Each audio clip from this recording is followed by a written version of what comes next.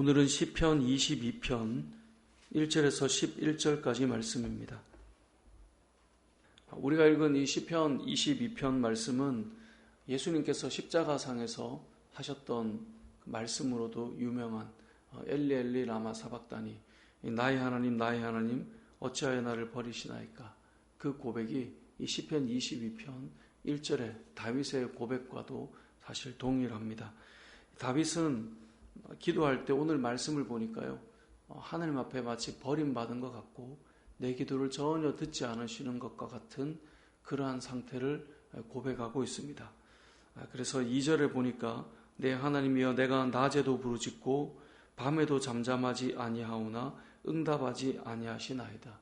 그러니까 밤낮으로 기도하고 있는데 하나님께서 아무 응답을 하지 않는 것입니다. 22장 1절에도 보면 내 신음소리를 듣지 아니하시나이까 라고 고백하고 있습니다. 이 다윗은 어떤 사람입니까? 늘 기도하는 사람이었고 작은 전쟁 하나도 하나님 지금 이 전쟁을 치러야 합니까? 물어보고 응답받고 그렇게 기도했던 사람인데 오늘 본문을 보면 하나님께서 전혀 응답하지 않는 그 상황을 경험하고 있는 거예요.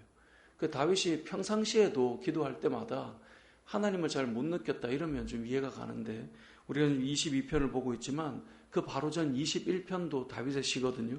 근데 21편의 시작을 보면 여호와여 왕이 주의 힘으로 말미암아 기뻐하며 주의 구원으로 말미암아 크게 즐거워하리이다.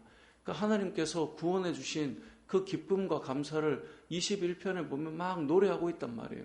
그러니까 하나님의 은혜를 경험하고 기도할 때마다 이런 감격을 체험하고 있는 사람이에요. 우리가 22편을 보지만 23편은 너무나 유명하죠. 여호와는 나의 목자시니 내게 부족함이 없으리로다. 그러니까 다윗은 이런 고백을 하는 사람인데도 오늘 시편 22편에는 전혀 듣지 않으시는 하나님에 대해서 마음 아픈 그 심정을 토로하며 기도하고 있는 것입니다. 이것은 다윗의 이야기만이 아니라 우리의 이야기와도 동일합니다. 우리가 열심히 기도하고 하나님의 음성을 듣고 그 기도 응답에 대한 감사를 고백하지만 어떤 때에는 이게 기도하는데도 정말 때로는 하나님이 계신 게 맞나 그런 답답함을 느낄 때가 있는 거예요.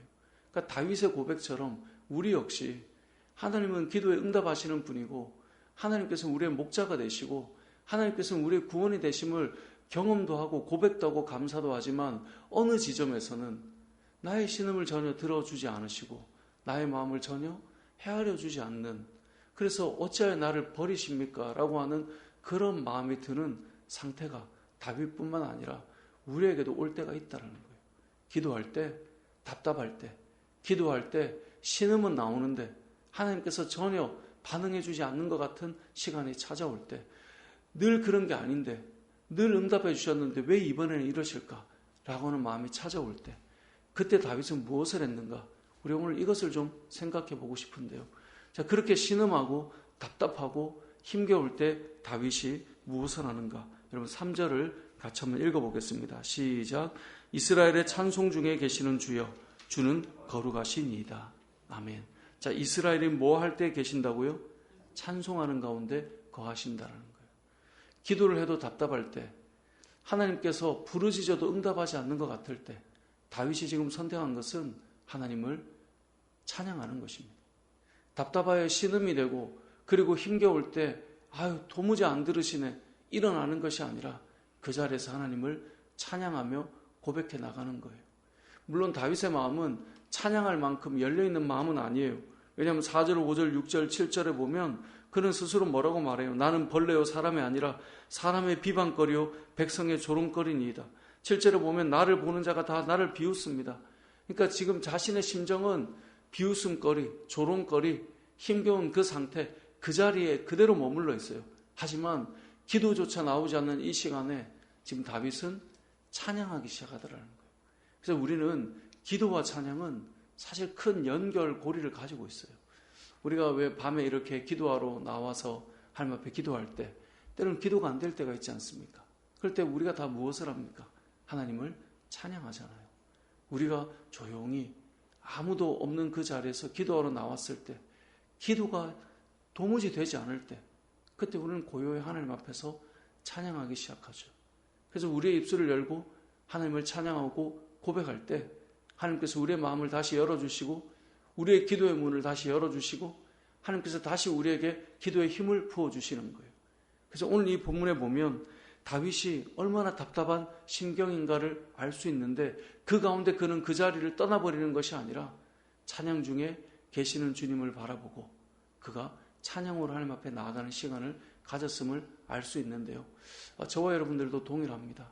기도할 때, 기도가 되지 않을 때, 또 기도해야 되겠다는 마음을 먹었지만 뭔가 마음이 답답할 때, 그때 우리는 하나님을 찬양하기 시작한다면 우리의 기도는 다시 회복될 것이고 우리의 무너진 마음들은 다시 일어나기 시작할 것입니다.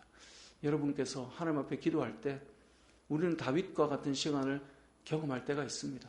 모든 사람이 기도할 때마다 항상 응답받고 항상 열리고 그게 아니에요.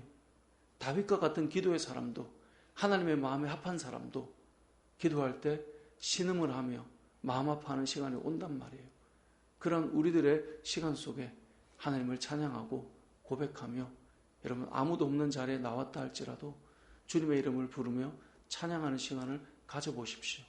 하나님께서 새롭게 역사해 가실 것입니다. 우리의 마음에 찬양이 회복되면 하나님께서는 우리의 심령을 회복시키시고 우리의 기도의 문을 다시금 회복시켜 가게 될 텐데요. 저와 여러분의 삶에 찬양이 회복되고 또 우리의 기도가 회복되는 역사가 있길, 또 우리 은혜 울림교회 안에 기도가 열리고 찬양이 회복되는 역사가 우리 공동체 안에 일어나길 주님의 이름으로 축복합니다. 아멘.